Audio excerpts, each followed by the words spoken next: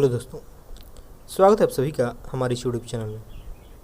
दोस्तों, आपको यह जानकर आश्चर्य होगा कि भले हम एक अलग व्यक्तित्व के साथ जीते हैं, हमारा एक अलग पर्सनैलिटी होता है, हर एक व्यक्ति का अलग अलग अस्तित्व है, उसका अलग व्यक्तित्व है, पर हमें हमारा अपना खुद का केंद्र नहीं पता होता है।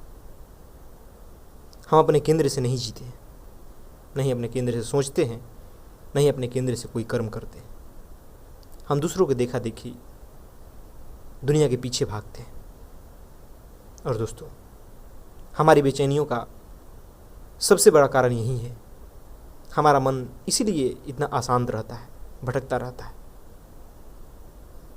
जिसके कारण हम जीवन में न सच्ची सफलता अर्जित कर पाते हैं, न सच्ची खुशी। बस दुनिया के पीछे, दूसरों के पीछे जीवन भर भागते रहते हैं। दोस्तों, आप कभी गौर करना, आपके मन में जो भी विचार आते हैं, जो भी आप सोचते हैं, वह कहाँ से आ रहा है, किन कारणों से आ रहा है, क्यों आ रहा है। आप जो भी कर रहे हैं, क्यों कर रहे हैं। आपके जो भी सपने हैं, जो भी तमन्ना है, इच्छाएं हैं, वो सब किस स्रोत से उठ रही है, क्यों उठ रही है। सचमुच कभी तो आप इन सब पर गौर जरूर करें, क्योंकि दोस्तों, जीवन को समझने के लिए यह बहुत ही जरूरी है। जब आप गौर करोगे तो आपको पता चलेगा कि आपके विचार आपके नहीं हैं,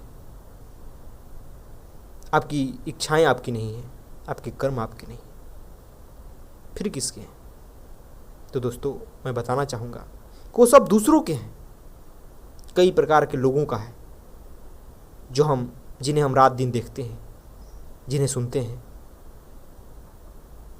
दूसरों को देख देख कर, उन्हें सुनकर, उनका विचार को हम अपना विचार समझ लेते हैं, उनके कर्म को हम अपना मान लेते हैं।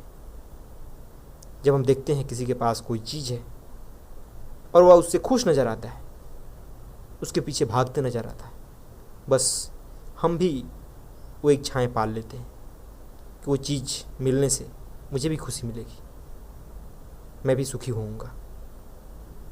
किसी व्यक्ति को देखकर उसके जैसा बनने की ख्वाहिश हमारे मन में आ जाती है। वैसी शान शौकत, मान सम्मान, धन दौलत की कामना करने लगते हैं। वैसे ही हम कर्म करने लगते हैं। लेकिन दोस्तों, वो सब करके भी हमें सच्ची खुशी नहीं मिल पाती। हमारा मन अशांत ही रहता है। क्यों? क्योंकि दोस्तों, वो इच्छाएं, वो कर्म हमारे भीतर के केंद्र से नहीं उठ रही होती। वो सब दूसरों के द्वारा थोपी हुई होती है, दूसरों को द्वारा दी हुई होती है। आप कई लोगों के विचारों से चल रहे होते,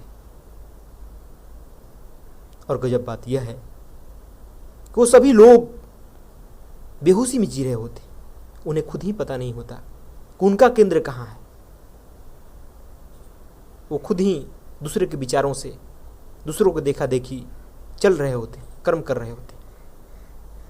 दोस्तों, मैं यह नहीं कहता कि आप दूसरों के जीवन को मत देखो, उनसे मत सीखो, उनके विचारों को मत ग्रहण करो जरूर करो, पर उनकी जिनका अपना खुद का केंद्र पता, जो अपने आप को अपने केंद्र से जी रहे हों, जो खुद अपने केंद्र से जी रहे हों, जिनकी चेतना ऊंचाई पर हो, जो अपने आप से परिचित हो।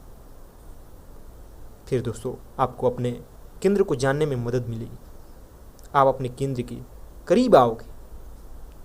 और दोस्तों, जितना ही आप अपने केंद्र के करीब आओगे, उतना ही आपके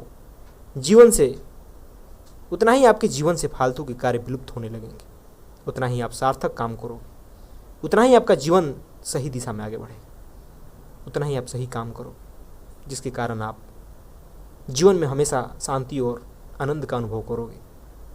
इसलिए हमें अपने केंद्र को जानने की कोशिश करनी चाहिए, और वो तभी होगा जब हम अपने जीवन को देखेंगे, अपने विचारों को सचेत होकर देखेंगे, अपने व्यक्तित्व को सचेत होकर देखेंगे।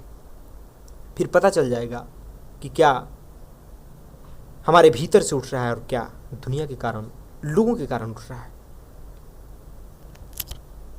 जो आपके भीतर से उठ रहा होगा वही आपके लिए जरूरी है। उसी को करने से आपका जीवन सार्थक होगा, वही आपको शांति और आनंद दे सकता है। बाकी सब आपको सिर्फ भटकाता है, आपको स्वयं से दूर करता है, आपको बेचैन और अशांत बनाता है। अतः आप अपने केंद्र को जानने की कोशिश करें। यह कहीं हमारे शरीर का कोई अंग नहीं है कि हाथ रख कर या नाप कर पता किया जा सकता है, बल्कि हमारे आपके मन की स्थिति है, आपकी चेतना की स्थिति है, आप जो अनुभव करते हैं स्वयं के बारे में। धन्यवाद दोस्तों।